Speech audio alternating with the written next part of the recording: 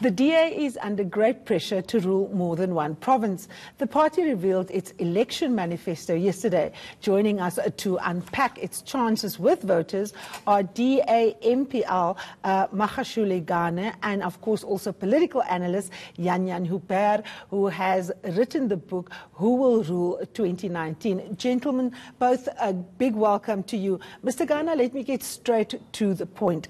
In the manifesto, Musi Maimane says over the past 2 years, the Mayor Mashaba's administration has created well over 100,000 jobs in Johannesburg. Can you just point to me where these 100,000 jobs are and in what sectors the Mayor has created them? Thanks very much, Karima. The role of government is to create an environment where business can come in and invest, and they are able to hire new people. You drive on the M1, on the N1, you see factories that are going up. You go to Wynberg, you see factories that are going up. But where's the 100,000 people employed? That's why I'm telling you where they are. Hey, you go up on the N1 towards the Val, you see factories that are coming up. Because here's the thing, when we came into government, the perception of Johannesburg was that Johannesburg was corrupt. Johannesburg did not have an accountable political leadership. And when we came in, we were straight that we were going to fight corruption so that business know that when they interact with the city, when they apply for business licenses, they will not have to pay middlemen. They'll go straight to government because that's what it is. Mr. Gana, with respect, I asked you a very specific question. The DA claims to have created 100,000 jobs in Johannesburg. We are saying, where? I'm telling you, Karima, you stay here in Johannesburg. You drive on the M1. You drive on the N1. You see factories going up. If you see the work that's going on in the waterfall Midrand corridor, because now business have got trust in a government that's leading Johannesburg. Because the role of government is not to employ people to work in government, it's to create a conducive environment for business to trust that this is the government that they can work into, that when they apply for licenses, when they need water, when they need electricity, they will not have to pay middlemen. And that's something big that we have done. That's why you see investment that's coming in. So it's not only in Johannesburg that this change is happening. You see it happening in Mid-Val. You just need to drive on the R59. The work that Mayor Balo is doing in Mid-Val, you see business beginning to start investing in Gauteng and also mostly in Johannesburg and Mid-Val. Peter? Yeah, it's an interesting argument. I mean, are you creating the conditions for companies to would these companies not have invested had there not been a DA, a mayor in town? I don't know. What does disturb me is the way the mayor of Joburg, who's created all these jobs, according to Musi Maimane, has also insourced, and that's a job destroyer. So by insourcing jobs, you're destroying the companies that used to provide those services to the municipality. Would you agree with me? Not necessarily. But what has happened to the companies? So if I'm a company X and I supply a service to the Joburg municipality, and Joburg municipality says, well, we no longer want that service from you, we're going to supply it ourselves, what happens to my company? I mean, look at it here. If there were 3,000 people that were working through another company, and then now the employees are insourced in Johannesburg, we haven't lost any 3,000 jobs. No, I'm not talking about jobs. I'm talking about the companies were not only doing business with the city of Johannesburg. They are doing businesses with the private sector as well. For a DA administration to be insourcing is just outrageous, quite frankly, because you're premised on creating employers. Yes. As well as employment. Yes. And you don't create employers by insourcing. You create employers by outsourcing. What we did with Johannesburg, Peter, you know I'm right. No, you are not. You want to claim you are right, but in this particular case, you are not. What we did in Johannesburg, we looked at the conditions that the employees that were serving in the main, representing the brand Johannesburg, where the conditions that they were working under when they were outsourced. And then we felt that it's in the best interest for Johannesburg, for the ambassadors of Johannesburg, because the employees of Johannesburg are the ambassadors. If the residents are not receiving the good service, they're not going to go to say, who is the actual company that this employee is reporting to. They are going to say, but look, since the DA took over, the employees are no longer performing the way they are performing. Mr. Gana, so now you have almost... Mr. Gana, let me interrupt you. You're going to have a lot I of will time interrupt you too. But that's absolutely fine. This is a robot conversation. The reason why I'm interrupting you is I see my analyst laughing in the Cape Town studio. Oh, he's laughing. Yanya Newberg, you've written a book on who's going to win in 2019, but you've also studied DA policies very consistently. What do you make one of Mr. Musi Maimani's claims yesterday and Mr. Ghana's defense thereof? Well, I think it's interesting because I think it depends on what the definition of the role of government is. And I think there's a difference between what you and Peter are saying and what Makashule is saying. Good morning, firstly, to everybody.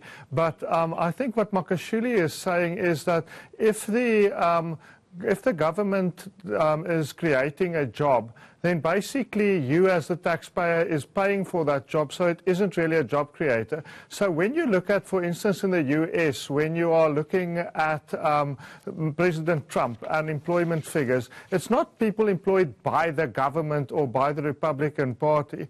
But I think the point that you and Peter are making is that it's very tough for a government to claim direct success where such success is actually measured indirectly. Yan, thanks for making that distinction. Let's come to Mayor Msimanga, who is, of course, now no longer Mayor of Tshwane. He is the candidate for the Premier in Gauteng. There were a lot of people that backed you. You felt, and it was reported in the papers, stabbed in the back by Mr. Msimanga. How are you now going to work on his campaign, seeing that you were actually aiming for that very position? You know, Karima, I'm a member of the DA. I serve South Africa through the DA. Whoever the DA chooses to be its representative, I'll work for behind them the same way, like if it was me. So I'm not attached. So you're committed to the party? I'm not attached to an individual. Individuals come and go. We are here to build a DA that's going to build one South Africa for all. Absolutely. So if we're not attached, individual is there, it's neither here nor there. I'm here for so the if individuals doesn't matter, does it not matter that Mr. Msimanga left the Tshwane municipality in a complete mess? We have a city manager that is involved in a 12 billion rand scandal that the Auditor General has already condemned. The person is still in his position. Your new predecessor is now having to come and sort out the mess. So you are very big on anti-corruption.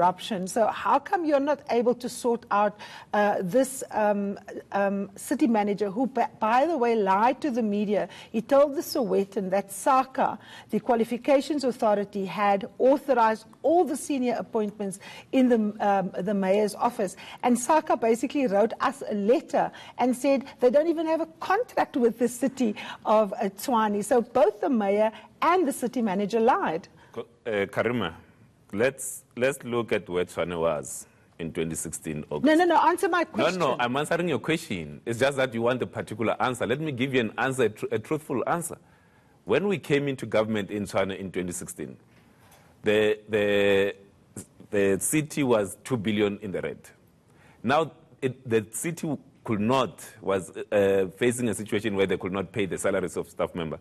Now we've got money in the bank. There was no money in the bank when we came in. But I didn't ask you about whether you could pay the city. No, I was asking you about a corrupt process. Karima, you are saying that there's a mess that we have created there. Mr. So Makashule, what you are not looking at is the work that... Did you not hire people illegally and without the right qualifications in the mayor's office during Solly Msimanga's term? I think that particular matter was accepted. No, there was answer a report. me, yes or no, sir? I mean, the mayor then, who's our premier candidate, accepted that. But here's the thing. The new mayor yes in or Tshwane... No?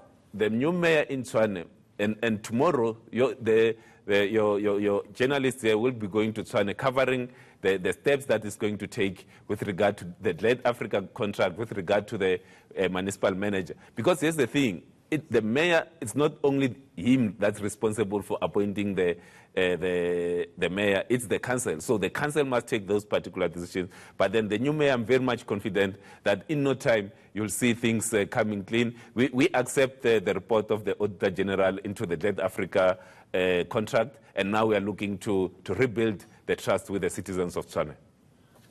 Karima, just give me, if you'll excuse me, I just want to bring Yan into the conversation a little more, and Makashule.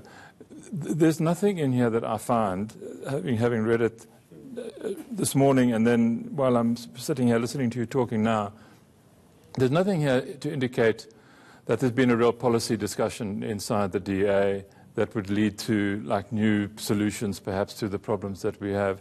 And also, there's nothing about definitive about, unless I've missed it, about coalitions, what the DA's attitude to coalitions will be after the election. Let's assume it's in the position, let's assume it's in a, the ANC gets below 50% in Gauteng.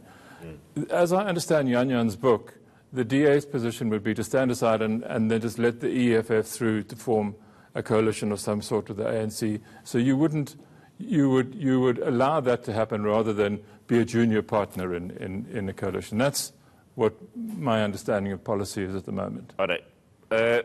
On the coalitions, we are working to be part of government in Gauteng. We are working to bring the ANC below 50%, and with a lot of work that some of us are doing on the ground to actually win 50% plus one of the vote in Gauteng. What we're saying when it comes to coalition is that there must be a commitment from the coalition partners. There are things that are non-negotiable. So we have, in one of your stories, we are talking about the ESCOM issue, which is, ESCOM, Transnet, SAA, they are the real looting that has gone on in there. And then if there's no commitment from any party that we want to seriously fight corruption, to make sure that those that are found corrupt, they go to jail, and not for this 2 months thing like it's happening with John Block in the Northern Cape. No, they are not. You just need to. So Ramaphosa, Pravin Gordhan, these guys are not the new head of the NPA. This is not an attack on corruption.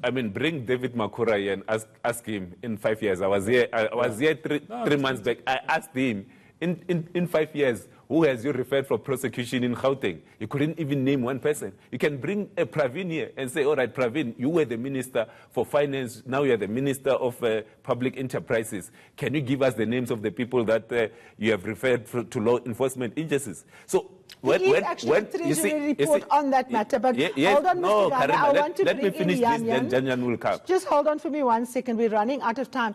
Yan, just quickly, on coalitions, the DA is currently in a working arrangement, they don't describe it as a coalition, with the EFF. They stand poles apart in policy. If you look at the ANC policy and the DA policy, there's almost very little change. Peter wrote a beautiful piece in the Sunday Times about it this morning.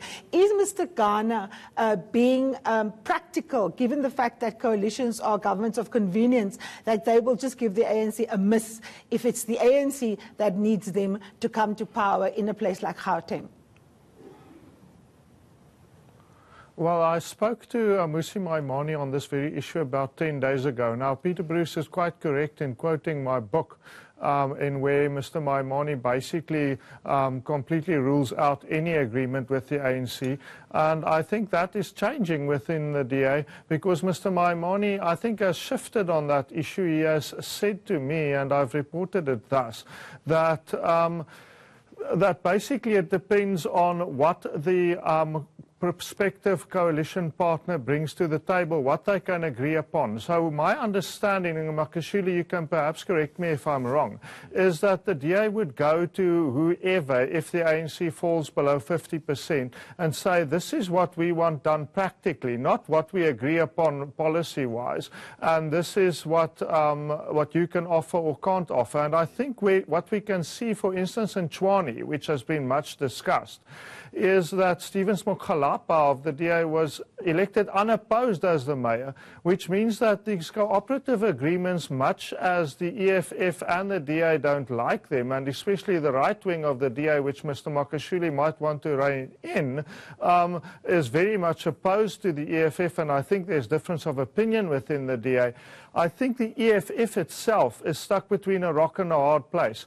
Do they go in with the ANC and they're fishing in that pond for votes, where they differ with them anyway, and we saw another physical altercation at the SOPA of Limpopo between ANC and EFF supporters?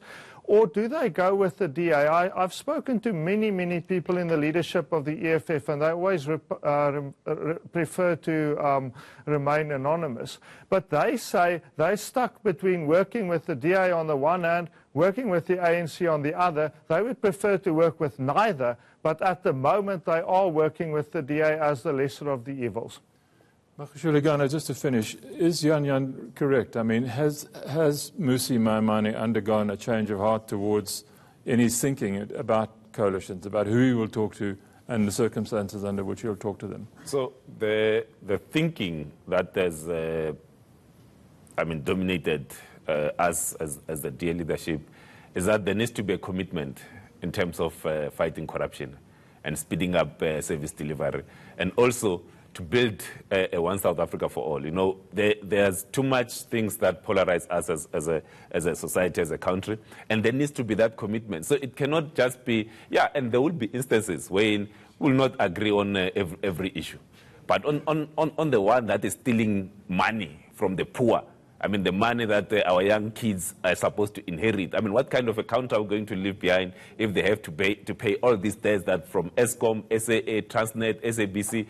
It's going to be a mess. So that's why it's important for us to agree that we need to speed up service delivery. We need to ensure that there's water, there's electricity, there's sanitation in our communities. All right, Mr. Gana, from that we can gather that you will be prepared to go into a coalition with everybody because, of course, these are arrangements of... If we agree. If these are arrangements of expediency still ahead. On the fix, we go technical and we speak to the South African Institute of Electrical Engineers about how to fix Eskom.